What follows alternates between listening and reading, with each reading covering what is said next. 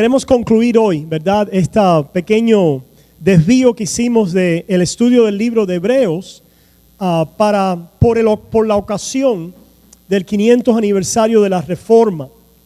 Hemos estado hablando de la gracia de Dios, hemos estado hablando de la fe y de este gran rescate, esta gran salvación que hemos recibido en Cristo Jesús. Vamos a leer unos versículos aquí en Romanos para concluir hoy.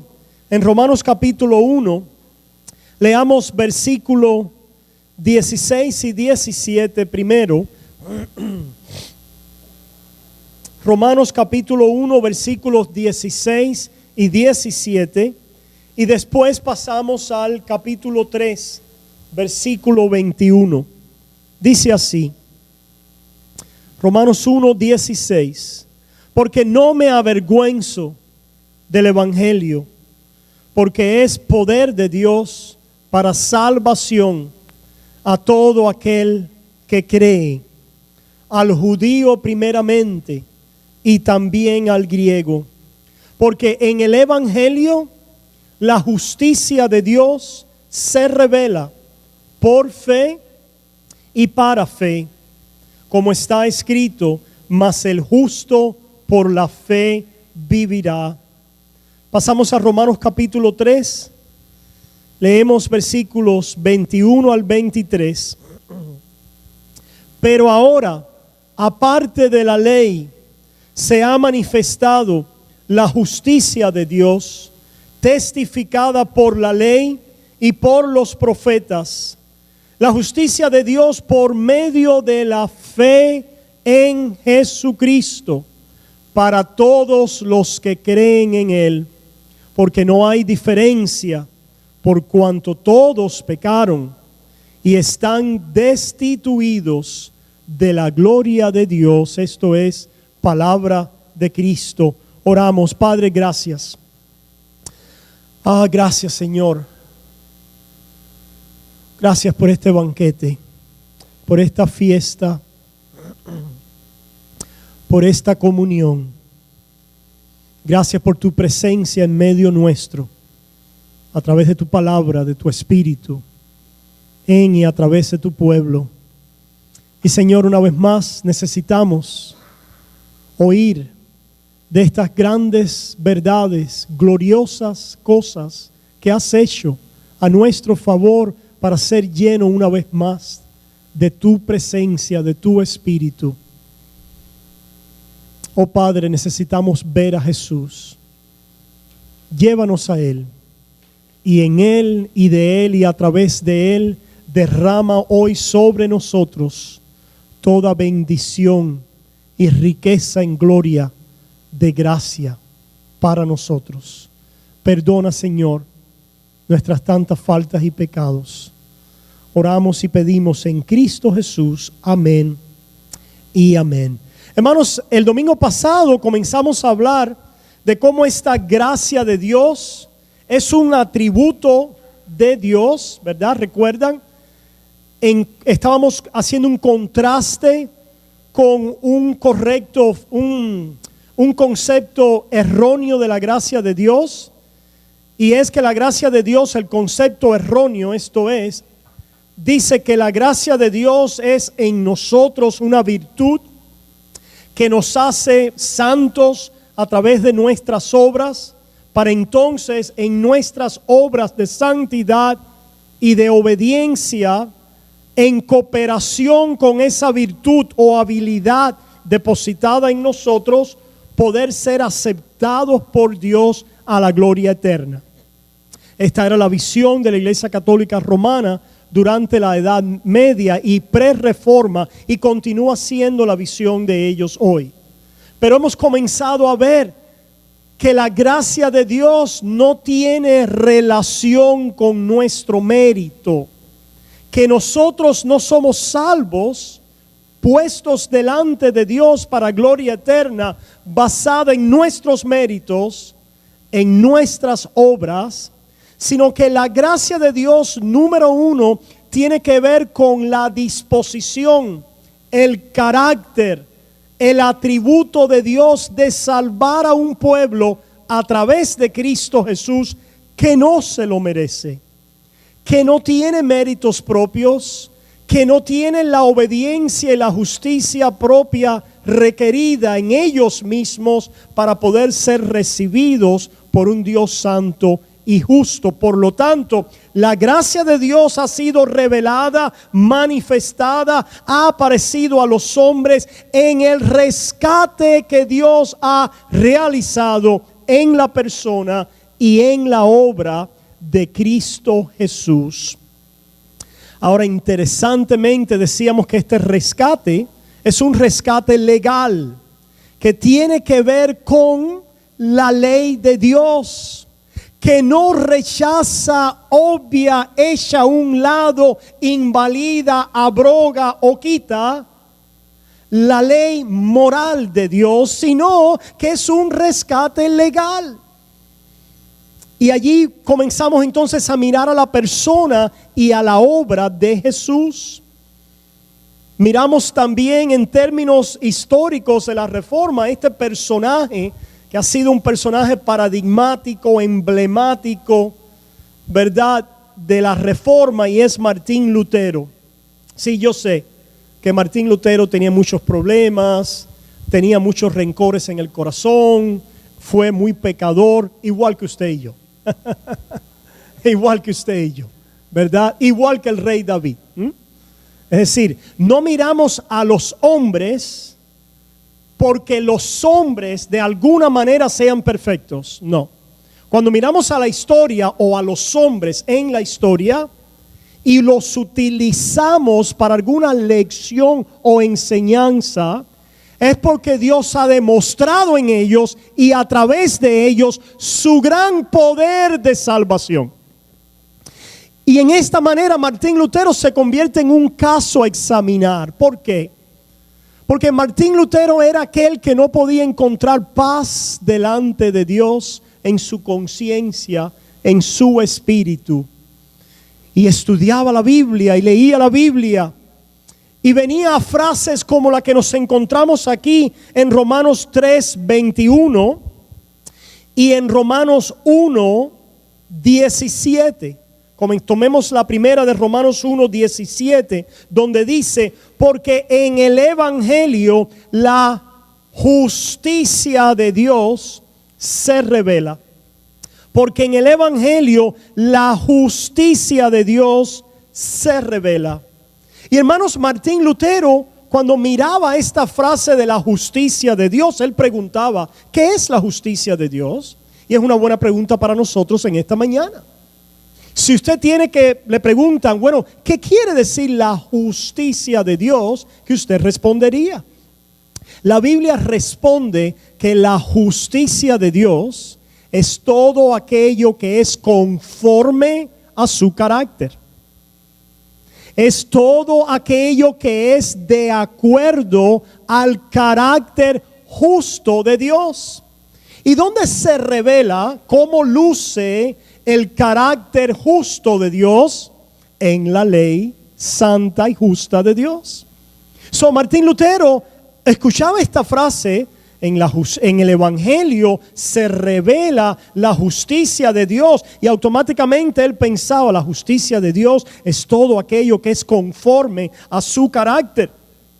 Es todo aquello que tiene una correspondencia igual, de acuerdo, conforme al carácter justo y santo de Dios. Es todo aquello que es conforme a su ley santa.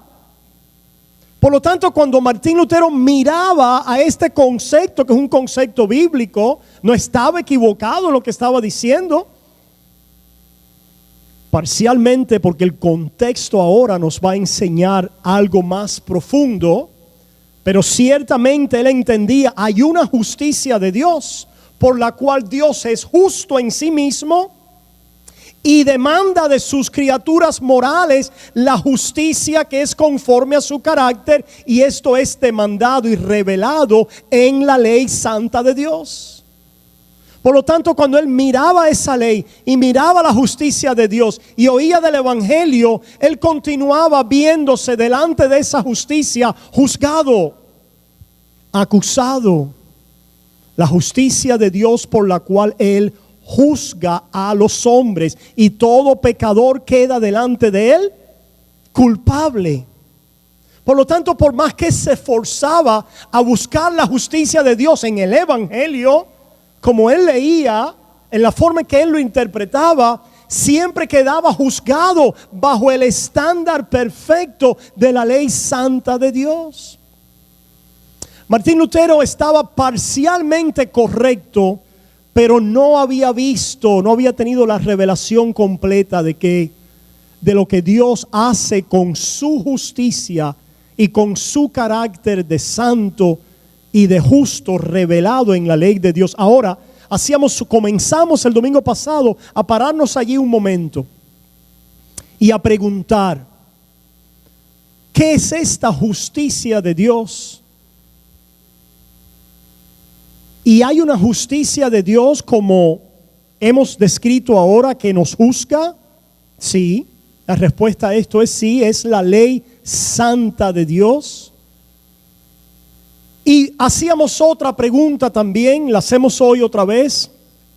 Si alguien puede pararse delante de Dios en obediencia a toda la ley de Dios, conforme a su carácter revelado en la ley, esa persona no heredaría toda la vida eterna y las riquezas y glorias de Dios. Claro que sí, eso es correcto, eso es bueno. Y entonces hacíamos una referencia al primer hombre, al hombre Adán, que Dios puso en el huerto del Edén. ¿Recuerdan? Santo, justo, puro, recto delante de Dios, a quien Dios le pide que le honre en aquel precepto y en aquella vocación de multiplicarse, de señorearse en el mundo, obedeciendo la voz de Dios y haciendo lo que Dios le había encomendado. Esto era justo y bueno delante de Dios, y si aquel hombre obedecía, él vivía en su obediencia. Si desobedecía, había una sanción y era la muerte. De esta manera habla la justicia de Dios conforme a su ley moral. La justicia de Dios conforme a su ley moral es donde Dios pide de la criatura moral aquello que es conforme a su carácter, y promete que si lo cumples, heredas todas las cosas, pero si no lo cumples, vienes a maldición y a muerte eterna. Eso es el pacto que Dios hizo con el primer Adán. Pero la pregunta es si ese lenguaje de la ley moral de Dios, Dios lo ha echado a un lado. Y la respuesta a esto es no. La pregunta es si Dios ha echado a un lado la idea y la necesidad por su carácter y quién es Él, de validar su justicia y su orden conforme a su carácter de rectitud, de santidad, conforme a lo que la ley demanda. Esta es la pregunta. Muchas personas erróneamente creen que Dios ha bajado el estándar. Primero pidió su ley moral, pero de alguna manera ahora no es necesaria la demanda de esa ley moral. No es necesaria. Dios ahora lo que pide no es perfección, sino progresión. Progresión hacia la justificación. Simplemente que uno trate sus mejores esfuerzos, que coopere con el ejemplo que Dios ha proveído en Cristo Jesús, que coopere con el poder para nosotros irnos purificando ahora a través de la fe en Cristo y finalmente pararnos delante de Dios, no en perfección, pero ciertamente habiendo obrado nuestras mejores obras y esfuerzos, y Dios entonces nos aceptará.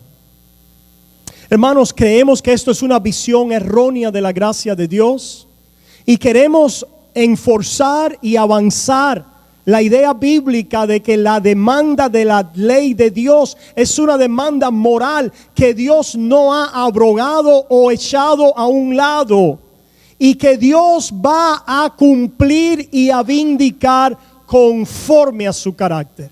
Por eso decíamos que el rescate que nos viene es un rescate legal, que hay una justicia conforme a la ley, que es buena, no es mala. Decíamos la semana pasada, la obediencia a la ley es algo malo. No, no es mala, es buena. Esto es todo lo que sea obedecer la ley, es bueno, santo y justo. El problema es que nosotros no somos buenos, santos y justos. Pero la demanda de Dios en el primer Adán a obedecer su ley es buena, santa y justa. El problema está en nosotros, que nunca obedecemos esa ley como Dios demanda. Pero la ley está vigente. La pregunta es, ¿está vigente como el camino a salvación para pecadores? No. Pero para que los pecadores se puedan salvar, la ley tiene que ser vindicada y cumplida, porque es el camino que es conforme a la rectitud y a la santidad de Dios, y Dios no puede echar esto a un lado. So, Dios ha decretado un camino donde Él pueda ser justo conforme a su carácter expresado en su ley, y a la misma vez justificar a aquel que en sí mismo no es justo y no es santo, sino que es un pecador. Esto lo dice el versículo 26 de Romanos 3. Fíjense, el versículo 26 de Romanos 3 dice: con la mira de manifestar en este tiempo su justicia. Dios está interesado en manifestar ¿qué? Su justicia. ¿Y qué involucra la justicia de Dios? Dos cosas.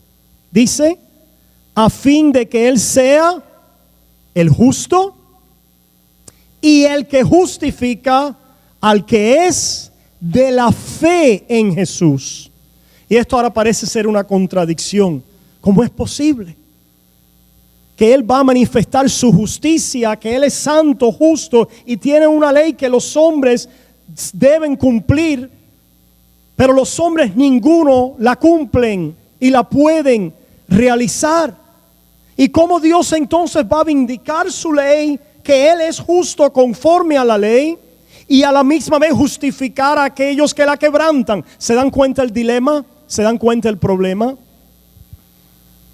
Pero hermanos, antes de ver la solución, queremos mostrarle cómo es que Jesús enseña y hace énfasis en la ley. Él hace énfasis en la rectitud que Dios demanda. Él muestra la necesidad de tratar con la ley de Dios a un mundo de criaturas morales. ¿Y para qué lo va a hacer? Para mostrar que Él va a venir a cumplir esa ley a favor de aquellos que no han podido ni podrán en esta vida jamás cumplirla.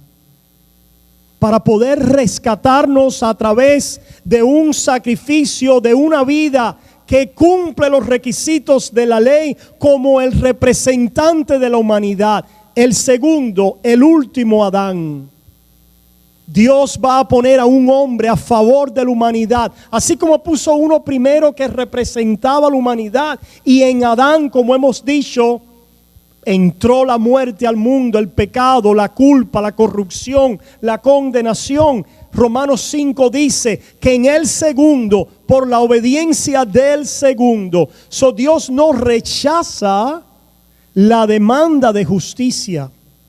Esto sería ir contrario a ¿qué? A su carácter, a quién es Él. Sino que Dios introduce a otro hombre que la va a vindicar, que la va a cumplir conforme a lo que Dios demanda, conforme a lo que Dios le pidió al primer Adán, que es conforme al carácter y a la justicia divina. Para a través de este segundo Adán que cumple, vindica y muestra a Dios como justo. ¿Saben? Cuando Dios quiere hablar de su justicia, Él va a señalar a Jesucristo. Cuando Dios quiere poner el ejemplo de su justicia y juzga al mundo en justicia, lo va a hacer a través de aquel que cumplió, satisfizo todos los requerimientos de esta ley. ¿Cuáles eran esos requerimientos? Número 1, la obediencia total, comprensiva y completa a las demandas morales de Dios, que dijimos también son demandas relacionales. Si se fijan, lo moral es relacional. Lo que tiene que ver con el bien y el mal tiene que ver con relación. ¿Con quién? Con Dios y con el prójimo. El no honrar a Dios como el dador, el creador, el redentor, el salvador, el justo, el santo, el misericordioso, y depender de Él es inmoral. Es inmoral porque violamos la relación que debiéramos tener con Dios. Y en el plano horizontal, el no honrar al prójimo, ayudarlo, rescatarlo, cuidarlo, darle, honrarlo en diferentes posiciones, etcétera, de autoridad, el perdonarlo, el amarlo, el buscar su bienestar en todo momento, el no caminar de esta manera y en esta obediencia es inmoral. Y también es relacional, porque tiene que ver con la vida de nuestro prójimo. ¿Se fijan cómo Dios es moral y relacional a la misma vez? Dios salvar a una humanidad echando a un lado su ley sería inmoral y quebrantar el orden relacional de quién es Dios. Y Dios no lo va a hacer porque Él es santo, justo, bueno. Por lo tanto, envía a aquel que es moral y relacional, santo, justo y bueno, a nuestro favor. Una vez retó a los fariseos y a aquellos que le injuriaban y decía: ¿Quién de ustedes me inculpa de pecado? Wow. Y como decía el hermano Armando en su oración, ¿verdad? El mismo Poncio Pilato dice: no encuentro mal en él. Juan el Bautista testificó: he aquí el Cordero de Dios. La voz de los cielos testificó y sonó públicamente: he aquí mi Hijo amado, en quien tengo complacencia. El Padre se complace en el Hijo que le ama, le honra y vive para Él completa y perfectamente. Y le honra y vive para Él relacionándose con el prójimo en justicia, en misericordia, en compasión, en bondad. Dios va a vindicar su ley y su justicia, pero ¿a través de quién? De la persona y de la obra de Jesús, que se convierte ahora en la cabeza de una nueva creación, la cabeza de una nueva humanidad. Todos nosotros vamos a entrar en nueva creación y en gloria, unidos a esta cabeza gloriosa y bendita. Unidos a ella. ¿Y cuál es el instrumento para unirnos a ella? Dice entonces que es la fe. Y vean entonces el contraste, hermanos. Ciertamente hay una justicia que es de la ley y pide la obediencia moral, recta, espiritual y relacional, que es conforme al carácter de Dios. Ciertamente es el orden creacional, es el orden de la ley moral de Dios. Y Dios no la va a echar a un lado, la va a vindicar porque Él es justo. Nadie se va a parar. Nadie va a poder culpar a Dios de injusticia. El Rey del universo, el Creador del universo, ¿hará mal? No, de ninguna manera. Él no hace mal, Él hace el bien. Pero hermanos, este concepto y esta frase de la justicia de Dios conforme a la ley y revelado en su ley ha sido malinterpretado y mal usado por nosotros, criaturas pecadores. Y es lo que le estaba pasando a Lutero al no tener el discernimiento de que en el Evangelio se revela la justicia de Dios, pero es una justicia de Dios que ahora Dios va a desplegar para hacer dos cosas: juzgar y salvar. Es una justicia de Dios que Dios emplea y despliega, no ahora simplemente o solamente para condenar al pecador, sino para condenar al pecador en Cristo y también salvarlo en Cristo. Y Lutero entonces llegó a la conclusión, el entendimiento, que cuando él entendió que la justicia de Dios no era solamente la justicia a través de la cual Dios me juzga delante de su ley santa como pecador, sino es la justicia que Dios despliega y pone delante de él para cubrirme y salvarme. Las puertas de los cielos le fueron abiertas. Porque ahora ese Cristo se convierte en el que cumple la ley para ser nuestra cobertura, para cubrirnos con una cobertura legal, un rescate legal con una cobertura legal que cumple, que vindica la ley de Dios a nuestro favor. Ahora, hermanos, volvamos un momentico atrás a aquellos que no entendían ni reconocían esto en Cristo Jesús y tenían una visión parcial de la justicia de Dios en la ley. Cuando alguien no ha venido a discernir a Cristo, lo único que funciona es con un asunto y términos de ley. Y esto es fatal y desastroso. No porque la ley sea mala, no porque la obediencia a la ley sea mala, no porque si alguien cumpliera la ley ciertamente heredaría todas las cosas, no por nada de eso, sino porque no puede ver bajo la ley de Dios después de la caída que ha quedado arruinado y que en su persona nunca puede tener en sí mismo el cumplimiento de los requisitos y las demandas rectas, morales, espirituales y relacionales de Dios como Dios lo pide. Veamos, hermanos, qué dice el Señor para comenzar a mirar esta justicia de la ley, que es una realidad conforme al juicio de Dios. Vayamos un momentico, hermanos, a Gálatas capítulo 3. Reforzar este contraste que es necesario tener. En Gálatas capítulo 3 se nos dice en el versículo 12: y la ley no es de fe, sino que dice: el que hiciere estas cosas vivirá por ellas. ¿Se fijan? La justicia de la que Pablo habla es una justicia que recibimos como un regalo a través de la fe.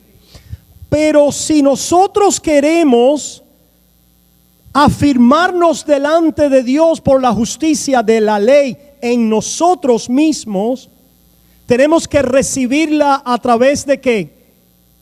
De lo que nosotros hacemos. La fe ahora queda ¿cómo? Excluida. ¿Qué está diciendo Pablo en Romanos capítulo 1 y 3? Que hay una justicia de Dios a través de la cual Dios nos rescata en Cristo Jesús cuando confiamos en ella como nuestra cobertura o rescate propiciatorio. Pero el apóstol Pablo no rechaza la idea de que conforme a la ley, lo que es justicia es aquello que es de acuerdo a lo que pide la ley. Y si alguien quiere vivir por las obras de la ley, ¿qué debe hacer? Cumplirla. Por eso tenemos en el versículo 12, y la ley no es de fe. Hermanos, esto no es una mala interpretación de algunos. Esto es lo que Pablo afirma acerca del carácter y la metodología de la ley. Dice, y la ley no es de fe, sino que dice, el que haga estas cosas. Tú quieres vivir por la ley, debes hacer estas cosas. No, pero yo quiero creer. No. Aquí, si quieres creer y vivir por la ley, no puedes tener el cake y comértelo a la misma vez. ¿Han oído esa expresión? Personas que quieren tener el cake, pero no, es decir, para tener el cake no te lo puedes ¿qué? Comer. O te lo comes o lo tienes. ¿Verdad? Hay personas que quieren mezclar la ley y el evangelio. Y al mezclar la ley y el evangelio y no ascribir la función correcta a cada cual, quieren pararse delante de Dios por la fe, pero a la misma vez por la ley. Quieren pararse delante de Dios por la justicia de Cristo, pero a la misma vez parcialmente con una justicia propia y en nosotros. La que es propia y en nosotros, si queremos pararnos delante de Dios por una propia en nosotros, que es lo que la ley demanda, debemos que tenerla como completamente, no parcial. Debemos hacer todas las cosas que la ley demanda. Por lo tanto, no podemos tener una y la otra a la misma vez, porque los que nos vamos a parar delante de Dios por la fe, vamos a ser recibidos a la eternidad, no porque llegamos allí con una fe que obra. No vamos a ser recibidos en la eternidad por aquellos frutos parciales de justicia que todo creyente va a tener. Vamos a ser recibidos a la eternidad por una fe que abrazó y descansó en el rescate legal y la cobertura legal de otro. ¿Quién? Jesucristo, en su cumplimiento perfecto de la ley, de tal manera que yo vengo delante de Dios ahora y en el juicio final, diciendo delante de Dios, Dios mío, yo estoy aquí no porque yo te he obedecido bajo la ley, sino porque Cristo obedeció la ley y yo me refugio en Él solamente. No tengo otra reclamación, no traigo otra petición, reclamación, querella delante de ti. Si me juzgas a mí, oh Dios, en mí estoy perdido. Pero la razón por la que me paro delante de ti, oh Dios, en confianza, es porque estoy cubierto en la perfección legal, moral, relacional, espiritual que el sustituto te ha ofrecido a mi favor. Los dos caminos son exclusivos el uno del otro. Tristemente, cuando hablamos así, algunas personas nos escuchan decir que las obras no son importantes, o que estamos rechazando la idea de que una fe viva y verdadera tendrá obras. Nos escuchan decir de alguna manera que rechazamos la idea de la santidad práctica en la vida del creyente, y no estamos diciendo nada de esto. La santidad práctica, las obras y frutos de una fe verdadera y viva son resultados de haber sido salvos por el rescate de otro sin nuestros méritos y sin nuestras obras. Son consecuencia y fruto de la reconciliación con Dios, no son instrumentos para la reconciliación con Dios. Pero lo que queremos afirmar y establecer en esta mañana, hermanos, es que podamos ver este contraste, porque si no lo vemos, nos seguimos confundiendo. Y nuestras vidas continúan maniatadas a un camino doble, a una doble personalidad. La personalidad de la ley y la personalidad de la fe para pararnos delante de Dios. Pablo nos dice aquí, la ley no es de fe. Recuerda, hijo o amigo, si quieres pararte delante de Dios por la ley, no puedes traer la fe. Tienes que traer tus obras. Veamos qué dice Romanos capítulo 10. En Romanos capítulo 10, ahí en el versículo 5, escuchamos algo similar. En Romanos capítulo 10, versículo 5, escuchamos lo siguiente. Romanos 10, capítulo 5. Porque de la justicia que es por la ley, porque de la justicia que es por la ley, Moisés escribe así: el hombre que haga estas cosas vivirá por ellas. ¿Se fijan? Aquí, hermanos, ha sido delineado dos pactos, dos maneras de heredar delante de Dios. Una, por la justicia de la ley. ¿Es mala esa? No, no es mala. Es justa, es santa, es buena.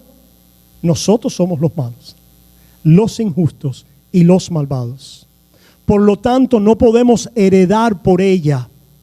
Pero Dios va a poner a uno en nuestro lugar para cumplir las demandas de lo que es que bueno, santo y justo conforme a su carácter y a su justicia. Pero algunos se empeñan en justificarse por las obras de la ley. Vayamos a un ejemplo, hermanos, ahí en Mateo capítulo 5. En Lucas capítulo 10. Escuchemos, hermanos, lo que Cristo trata de explicar y de enseñar. En Lucas capítulo 10, dice allí al comienzo de este, no al comienzo, en el versículo 25. Lucas 10, 25. Y he aquí un intérprete de la ley. ¿Se fijan? Un intérprete de la ley. ¿Quiénes eran? Los escribas, los fariseos.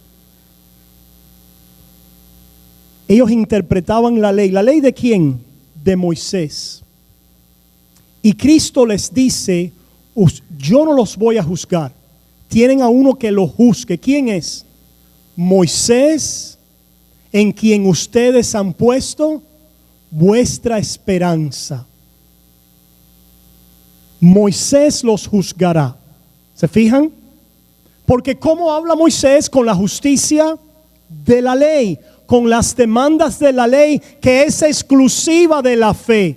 Oh, no nos escuchen decir aquí que los que fueron salvos durante el tiempo de Moisés no tuvieron fe. No es eso lo que estamos diciendo.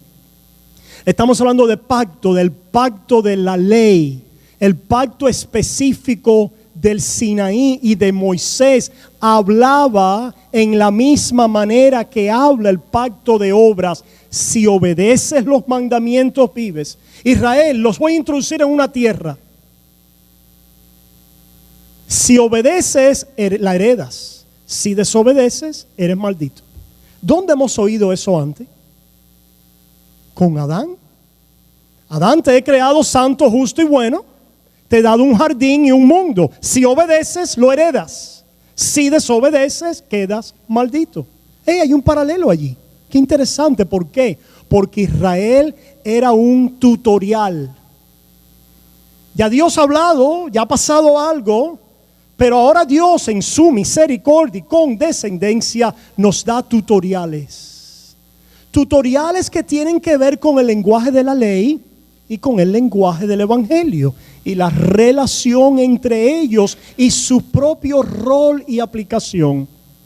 Por eso es que Pablo, interpretando la ley, dice en Romanos capítulo 3, y la ley fue dada para el conocimiento del pecado. Romanos capítulo 3. La ley fue dada para el conocimiento del pecado, porque si conocemos el pecado, ¿a quién podemos apelar entonces? A un Salvador, a alguien que venga a redimirnos de nuestro pecado. No podemos apelar a la obediencia de la ley en Moisés, porque quedamos juzgados bajo ella. Ese era el tutorial. Aparte de que allí en los sacrificios, en las ofrendas, en las ceremonias de la ley estaba tipificado Cristo Jesús en su sacrificio expiatorio, pero también en la ley santa, que ahora es magnificada, que ahora es explícita en diferentes mandamientos.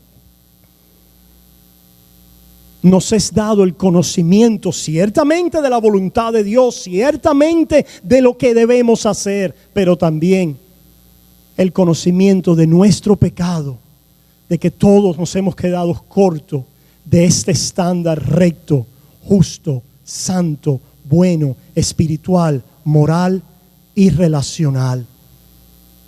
Pero hermanos, la tragedia del hombre es la que vemos aquí en Lucas capítulo 10. Y aquí un intérprete de la ley se levantó y dijo para probarle: Maestro, ¿haciendo qué cosa heredaré la vida eterna? ¿Se fijan? Hermano, Jesús era un apologista. ¿Qué es un apologista? El que hace la defensa de la verdad.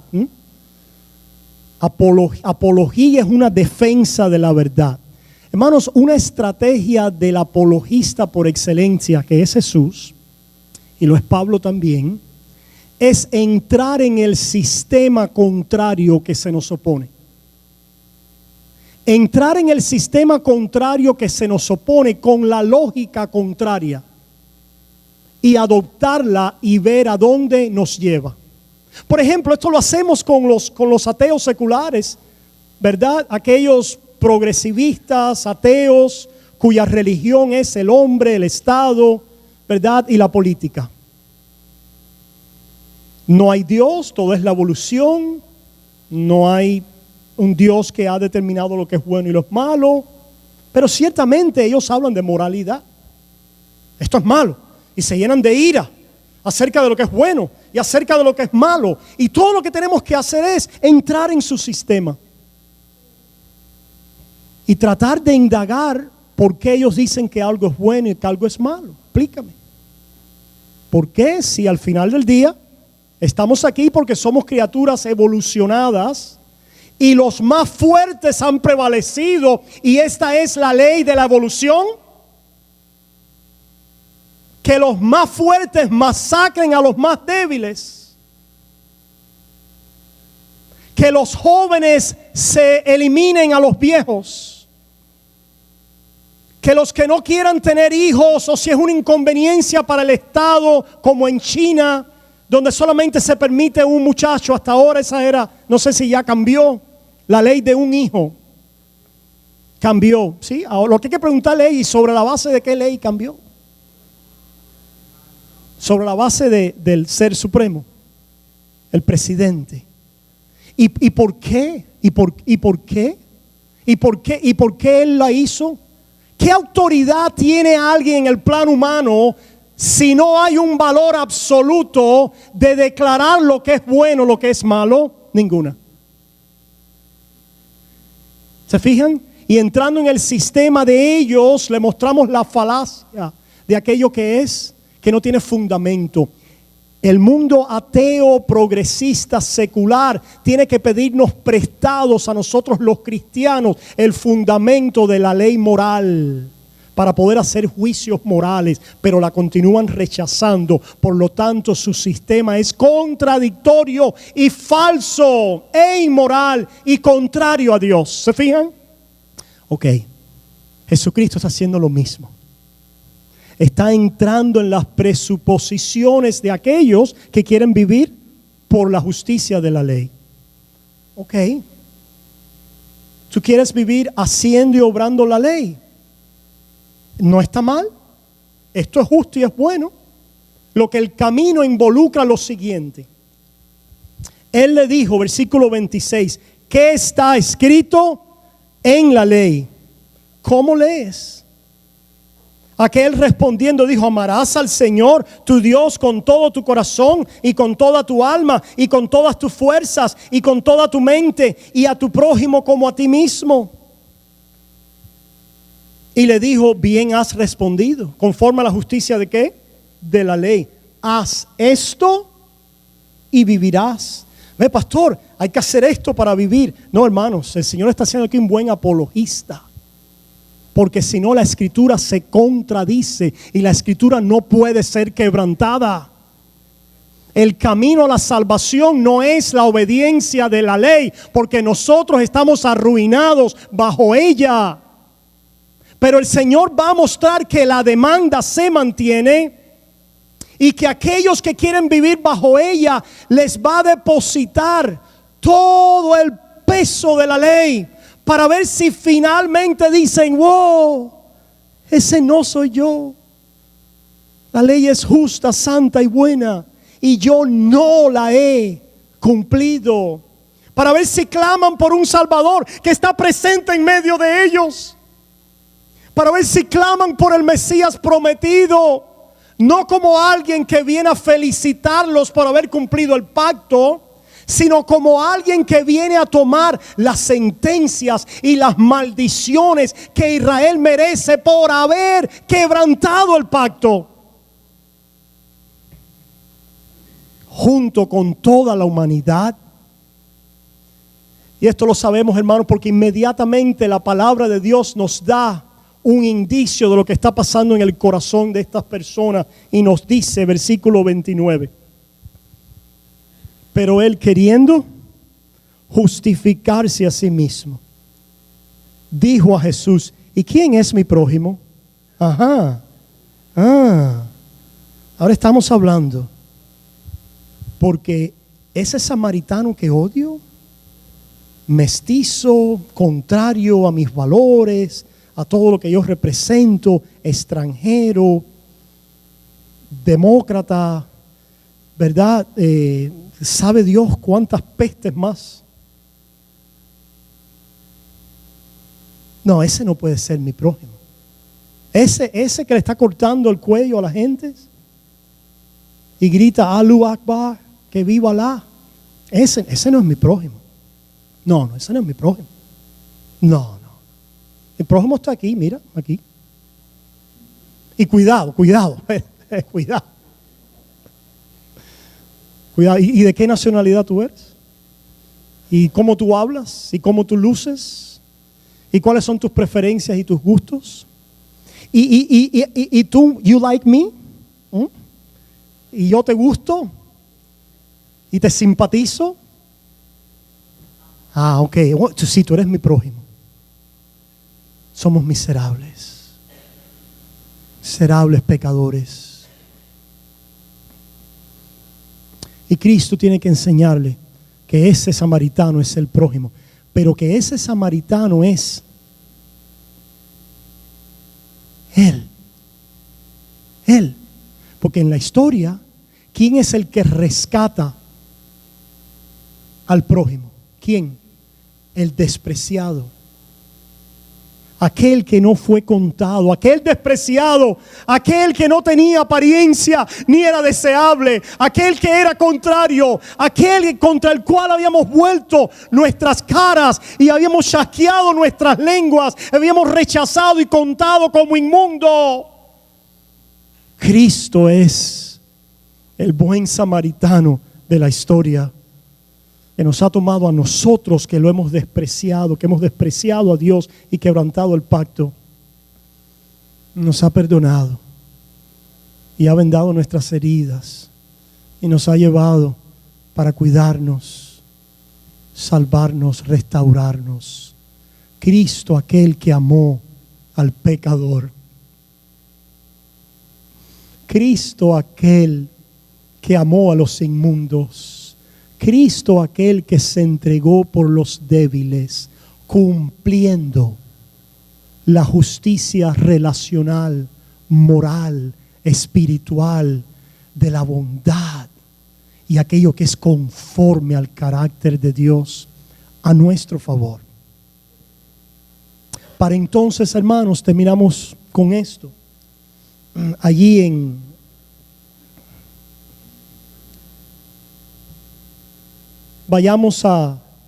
ya leímos Gálatas 3:12, vayamos a 2 de Corintios 5. Tuve que saltarme muchas escrituras, pero terminamos ya. 2 de Corintios 5, 21. Ahora, porque Dios ha hecho esto y ha vindicado su justicia y su ley en Cristo Jesús, Él le ofrece un rescate, una cobertura legal al hombre, lo cual Lutero llamó el comercio feliz. ¿Cuántos han comerciado? Son comerciantes. Cuando comerciamos, intercambiamos, ¿verdad?, productos. Yo te vendo algo, tú me das dinero, o hacemos un canje de mercancías. Lutero le llamó a eso the happy commerce, the happy exchange, el comercio feliz, el intercambio feliz de bendición. Romanos 2 de Corintios 5, 21. Al que no conoció pecado, por nosotros lo hizo pecado. ¿Cómo? Al que no conoció pecado, por nosotros lo hizo. ¿Quiere decir esto que Jesús pecó? En sí mismo nunca hubo pecado. No hay nada en Jesús para que el Padre lo haya tratado como lo trató. ¿Cómo trató el Padre a Jesús? Lo desestimó, le escondió su rostro. Y por eso Jesús clamó en la cruz: Dios mío, ¿por qué me has desamparado? El desamparo de Dios. ¿Sabes qué es el infierno? El desamparo de Dios. El no contar con el rostro de Dios sobre nuestro rostro. La separación eterna del Dios bueno, santo, justo, recto, moral, relacional, de buenas dádivas. El Hijo que vivió toda su vida en el deleite de la voluntad del Padre, ahora es contado como un transgresor. Y el Padre, el Hijo que vivía para el rostro de su Padre, el Hijo perfecto que vivía para hacer la voluntad del Padre, es tratado como un malhechor, como un Barrabás. Barrabás es dejado ir en una figura poderosa del comercio feliz. El justo muere por los injustos para que los injustos puedan ir libres. Cristo es puesto como un Barrabás, aunque Él en sí mismo nunca cometió pecado. Este es un todo. Hermano, piensa, si tú eres un hijo de Dios, tú estás en Cristo en tu peor momento, recuerda, puedes venir a esta seguridad. ¿Qué seguridad? Mi peor pecado, Cristo lo llevó en sus espaldas. ¿Sabe? Puedes ver tus hierros. Ya no tienes que esconderte de ellos. Y el Espíritu Santo te los va a enseñar. Porque de esta manera te va a hacer arrepentirte. ¿Qué quiere decir eso, pastor? El arrepentimiento, hermanos. Voltearme de mis pecados a obedecer la ley.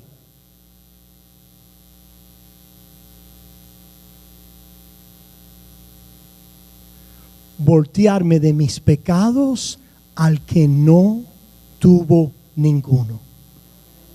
Voltearme de mi impureza a limpiar mi camino por la obediencia de la ley. Voltearme de mi impureza a aquel que es puro por mí. Voltearme de mi injusticia, de mi falta de virtud y de rendición y de deseos santos y puros, todo lo que sea el pecado, a obedecerlo.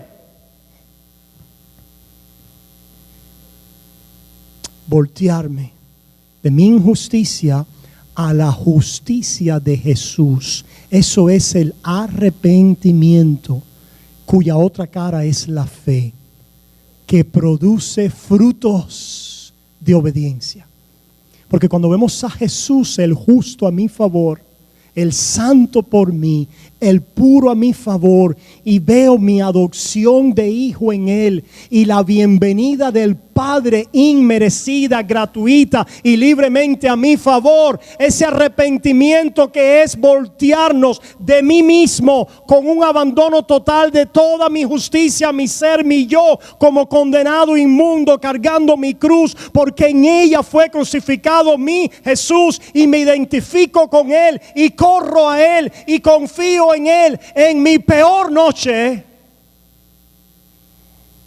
Allí soy recibido, perdonado, amado, lo cual provoca, causa y abre una fuente del Espíritu en el justificado y amado por Dios, donde comenzamos a dar frutos de santidad y de justicia. Pastor, ¿no cree en el arrepentimiento? Sí, pero yo creo en el arrepentimiento cristiano. En el arrepentimiento cristiano. No, tienes que rendirte para que Cristo te acepte. Tienes que abandonarlo todo para que Jesús te acepte. Sí, yo lo voy a abandonar todo.